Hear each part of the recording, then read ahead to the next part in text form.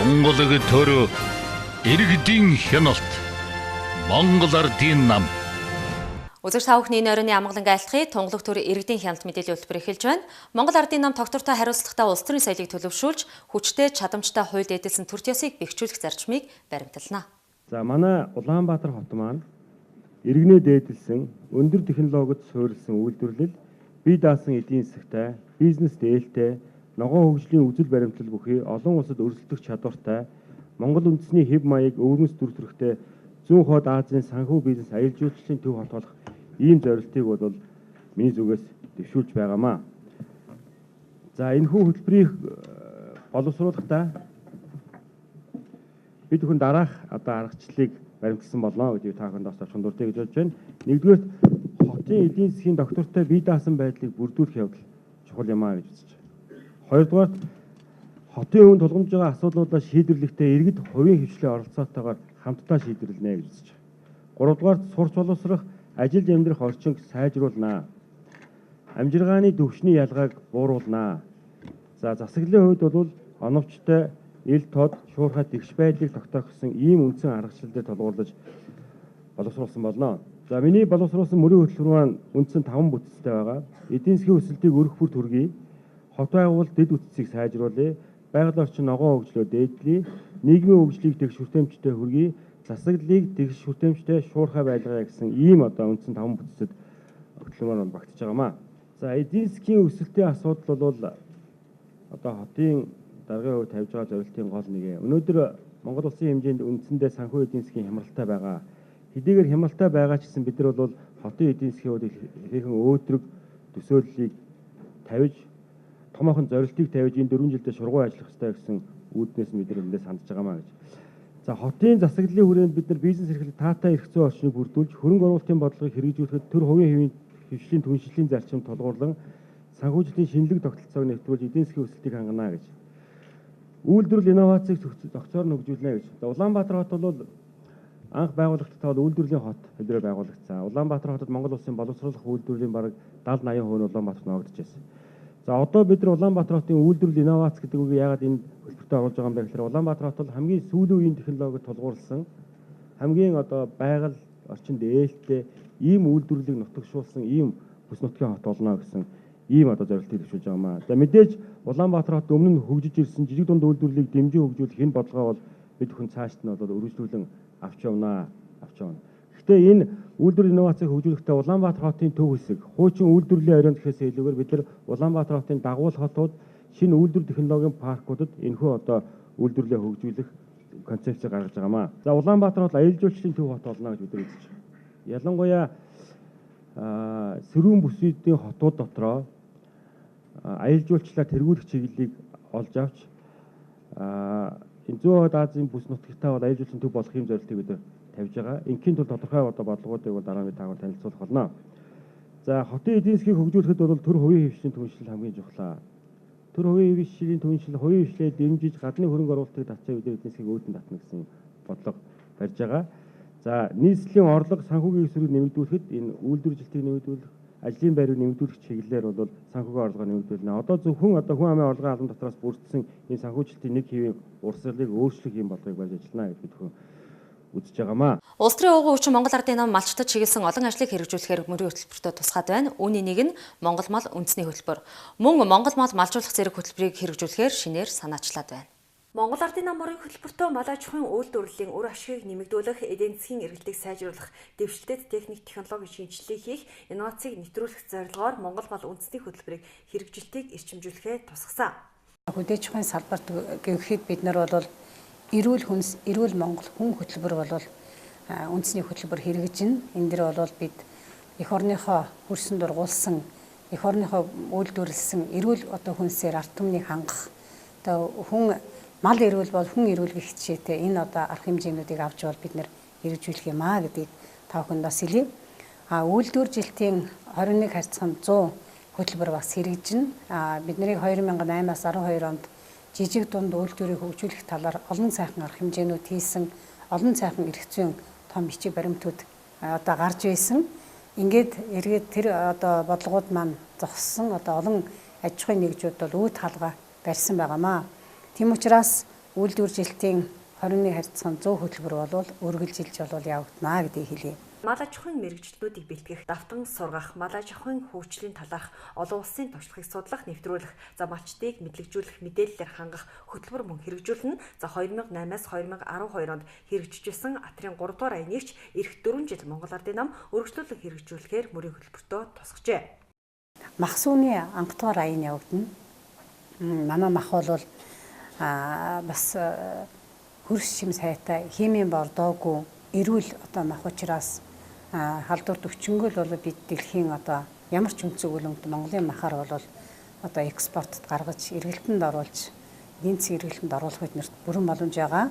Сүү маань мөн ялгаа байхгүй. Бид бол сайхан одоо эрүүл сүүтэй учраас энэ одоо энэ эрүүл бүтээгдэхүүнүүдийг бас аяныг явуулж бас том бодлогын хэмжээнд том ажлуудыг хийх гэсэн бас зорилтыг бид нар тавьж ажиллаж байгаа.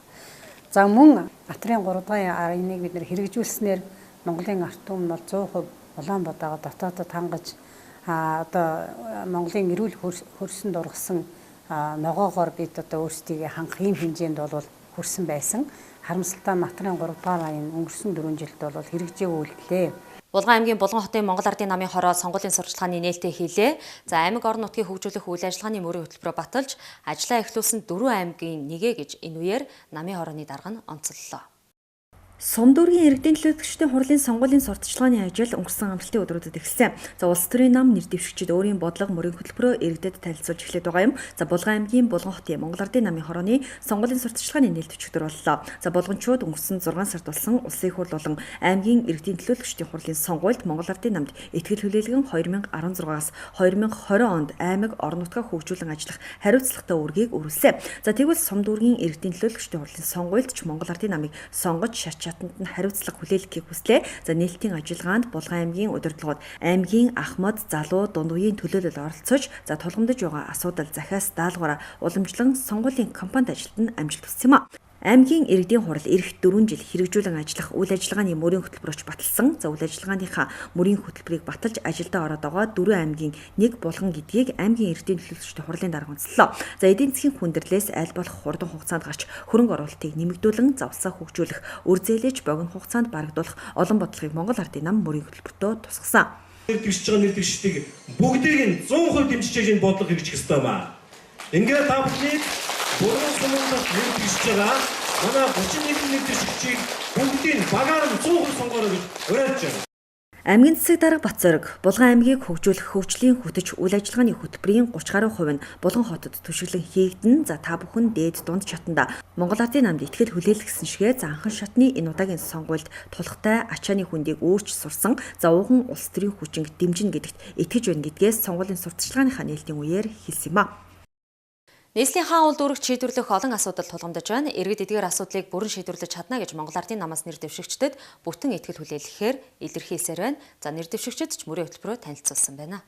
2016 оны улсын хурал аймаг нийслэлийн сонгуульд Монгол Ардын нам бид хамтдаа аз жаргалтай хот урайтай оролцож өнөдлөхөө ялалт байгуулсан. За тэгвэл хаан уул дүүргийн Монгол Ардын намын хороо аз жаргалтай хот буюу эко дүүрэг урайтай оролцож мөрийн хөтөлбөрөөр боловсруулжээ. За бусад дүүргийг бодвол хаан уул дүүрэг ногоон орчин ихтэй эко дүүрэг юм а. За энэ нь давуу тал болж мөрийн хөтөлбөрөө энэ талаа барьж ногоон байгууламжаа нэмэгдүүлэн хамгаалах чиглэлд илүү анхаарсан гэдгийг нэр дэвшигчид хэлж байна. За бид бол яг одоо яг энэ удаагийн сонгуул дээр бол Ардын нам одоо бас дээд төр засгийн төвшөнд өнөөдөр бас төрийн бодлогыг хэрэгжүүлэх гээд гүйцэтгэх засаглалаа байгуулж явж байгаа. За нийслэлийн төвшөнд бас одоо манай нам бас олонх болцсон явж байгаа. Тийм болохоор одоо бид энэ хөтөлбөрийн дагуу уялдуулж энэ орон нутгийн сонгуулийн хөтөлбөрийг хийсэн байгаа. За энэ гол одоо онцлог нь бол яг өнөөдөр амьдрал дээр одоо иргэдийн амьдралд одоо ажлын байрыг бий болгох. За одоо бизнесийн дэмжих. За тэгээд яг өдөр тутам одоо иргэдийн одоо амьдралд холбогдолтой байгаа энэ одоо замын догчил, за тэгээд ногоон байгууламж, за энэ хуучирсан одоо хаан уул дүүрэг бол хамгийн одоо сүүлд шинээр ашиглалтанд орсон орон сууц нь 19 бидний хил заншнаар комбинат гэж байдаг. Энэний одоо бас илэгдэл хорогдол одоо сангийн одоо сан техникийн шүлжээ байж байна. Холболтууд гадна дотно. За дээрэс нь одоо дээврийн одоо ус алдалт байж байна. За тэгээд байрны дулаан одоо алдалт байж гэх мэтлэнгийн ийм асуудлуудыг яг тулгамдсан зорилттой бүлэг дээр навчиж энэ хөтөлбөрөөр боловсруулсан байгаа.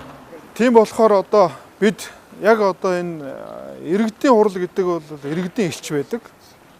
Тэм учраас өнөөдөр иргэдийн төлөөлөгчдийн хурлын дүүргийн сонгуул болж байгаа учраас иргэд та бүхэн энэ сонгуульд маш их ашиг бүгдэл өгж өөрсдөө элчийг сонгоход одоо маш зөв сонголт хийгээрэй.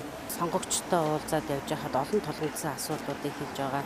Энэ нь бол төрийн одоо үйлчилгээ, эмнэлгийн тусламж үйлчилгээний хүртээмж, сургууль цэцэрлэгийн хүртээмж, зам талбай ийм асуудлуудыг бол ихэвчлэн тавьж байгаа. Энэ манай Монгол Ардын намын одоо хөтөлбөрт маш сайн тусгагдсан байгаа. Төсвийг яаж хэмнэх вэ?